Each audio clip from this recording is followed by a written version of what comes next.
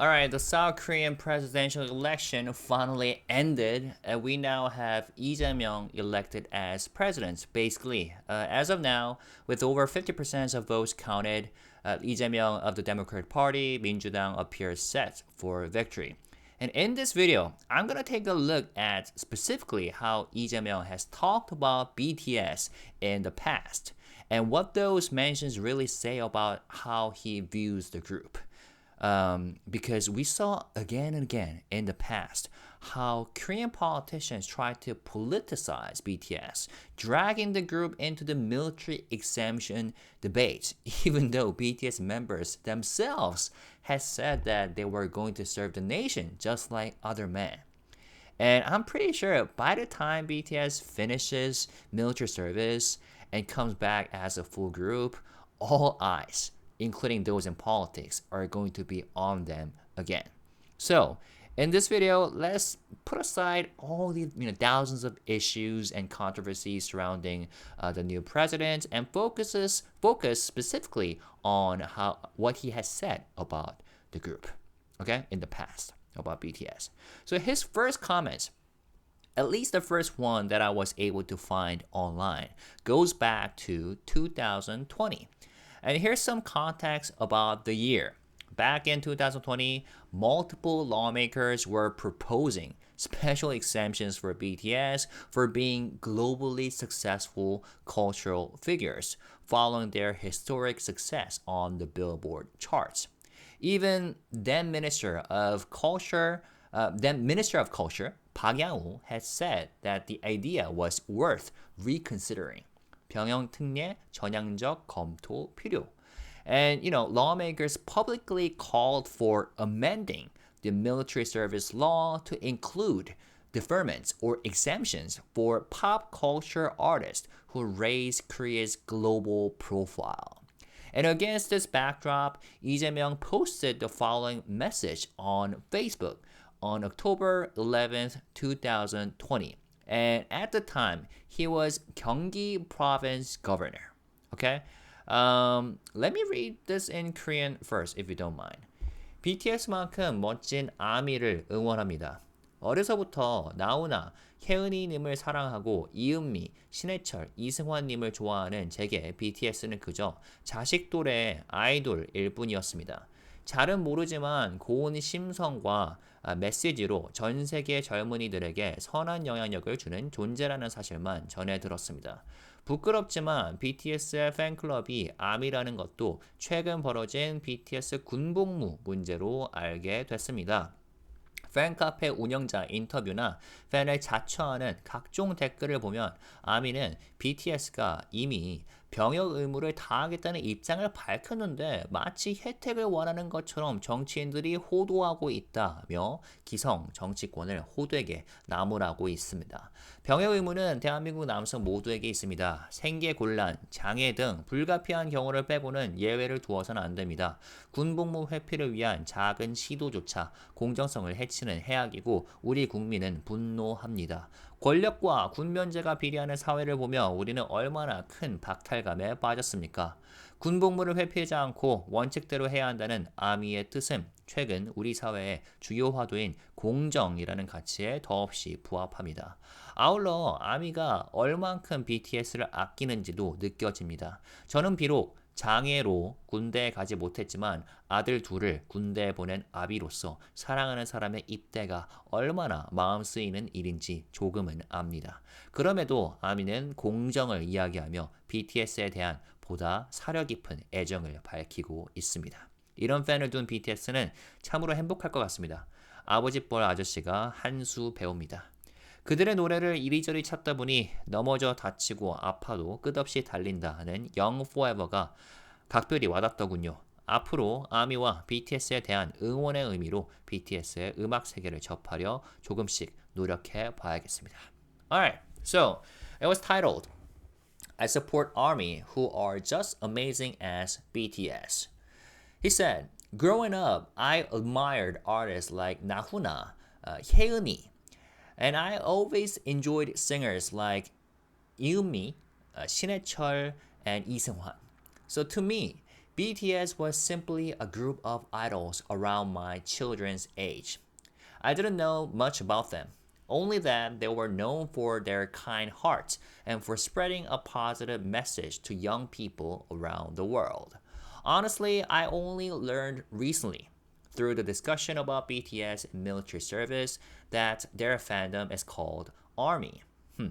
But as I read interviews with fan community leaders and countless supportive comments from fans, it became clear that ARMY is not just passionate, they are principled.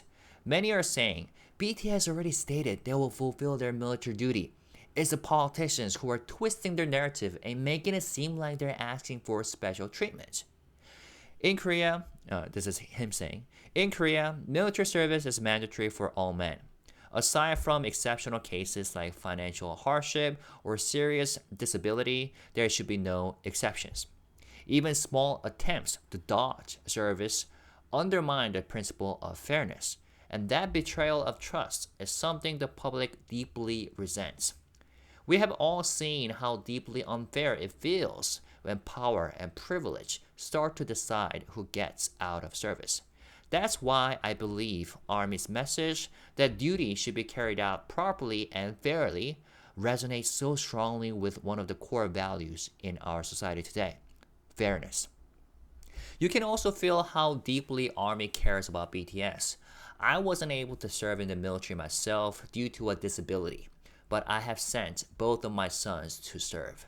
As a father, I understand, even just a little, how emotionally heavy that is for the families involved. And yet, even in that context, ARMY continues to speak about fairness, showing thoughtful and sincere love for the group. BTS must be truly fortunate to have fans like that. As someone old enough to be their dad, I feel like I have learned something important today.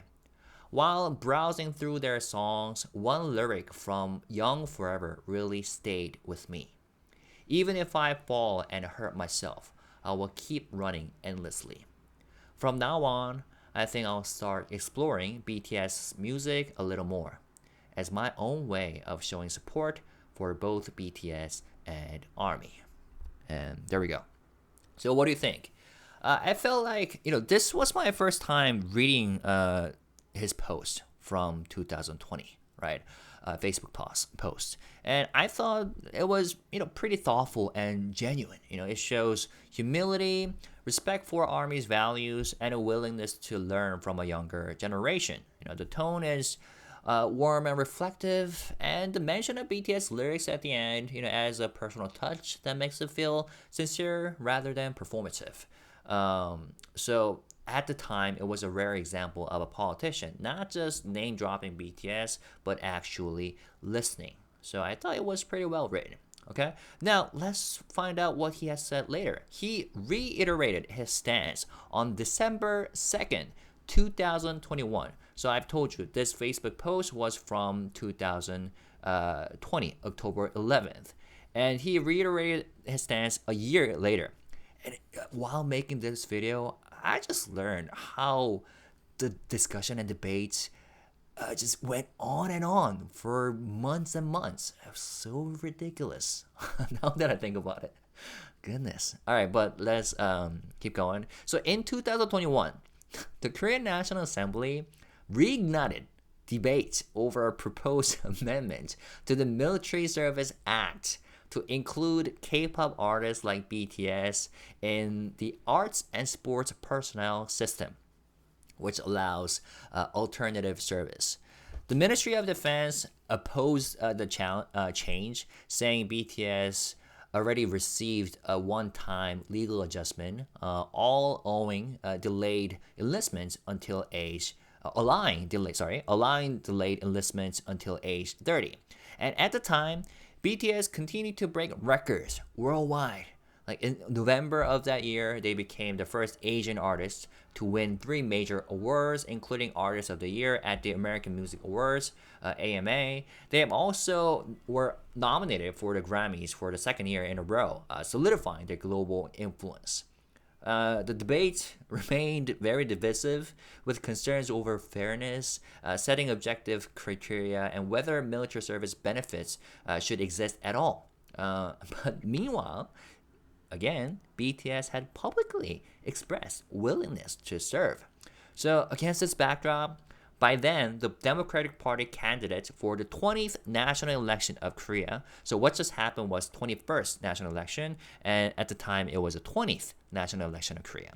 And Lee Jae-myung received a related question at a press forum held by the Korean Broadcasting Journalists Club. Okay, and he responded, "Even their fans are saying they should serve. So for politicians to push for exemptions feels like overstepping a bit. From a fairness standpoint, delaying their enlistment would be the more appropriate solution. Sure, BTS are incredibly talented individuals who have helped raise Korea's global profile, but let's be honest, what young Korean man wants to serve in the military?" True that. Both BTS and their fans have made it clear that they believe serving is the right thing to do. So it really felt like a bit of an overreach for politicians to be pushing for a full exemption, he said. And guess what? Even in 2022, the debate still didn't end. And Lee Jae-myung had to respond to a similar question as a presidential candidate. During a press Q&A following the announcement of his cultural policy platform at a multi-purpose cultural space in Seoul, Lee Jae-myung said, "While it's true that BTS has contributed to the country, expanding exemptions in this way makes it difficult to draw clear boundaries. So we need to approach this carefully. Military service is a constitutional duty of all citizens, and any exemptions should be treated with great caution. From what I understand, BTS has never asked to be exempt. Yet, politicians are bringing it up. And even their fandom, ARMY, has questioned why the political world is getting involved. Just having this exemption debate is, in a way, damaging to their honor." So there we go. Based on my research, these were the three instances where Lee Jae-myung mentioned BTS in public. There might be more, so let me know if I have left out any significant comments he has made about the group. Okay, so what do you think? I felt like Lee Jae-myung's remarks on BTS over the years show a relatively consistent and cautious approach. He walked a fine line, so to say, acknowledging BTS's their massive global contributions while firmly upholding the principle that military service in Korea must remain fair and universal. And what stands out is that he never advocated for exemption. Instead, he distanced himself from the idea, often pushing back on other politicians who raised the issue, right? And he repeatedly emphasized that BTS themselves didn't ask for special treatment, and even framed the ongoing exemption debate as potentially disrespectful to the group's integrity and reputation. And I felt like his 2020 Facebook post is perhaps the most personal and notable, not only because he openly admitted he didn't know much about BTS before the military service discussion, but also because he genuinely praised ARMY's values. And that kind of humility and reflection is rare from a politician nowadays, especially nowadays. And he humanized the issue by sharing his own experience as a father who sent two sons to the military and expressed admiration for fans who still prioritize fairness despite their emotional investments. And in 2021 and 2022, as the issue became more politicized, he shifted toward a more formal tone, but his stance didn't change. That's what I noted. He still argued against full exemption, supported the idea of deferment, and warned that political involvement could hurt BTS more than help. So overall, His comments suggest he sees BTS not just as celebrities, but as citizens, subject to the same standards as everyone else. And that respect for BTS means not dragging them into unnecessary political theater, so to say. So whether people agree with his stance or not, his consistent messaging has helped diffuse what could have easily become a messy populist debate. So I don't know. Let me know what you think, specifically about his mentions of BTS, putting aside all the other political issues about him. Now here's the thing. As I have mentioned before, and as you all know, as we all know, BTS has become so globally influential that, like it or not, like it or not, politicians and governments are going to keep paying attention.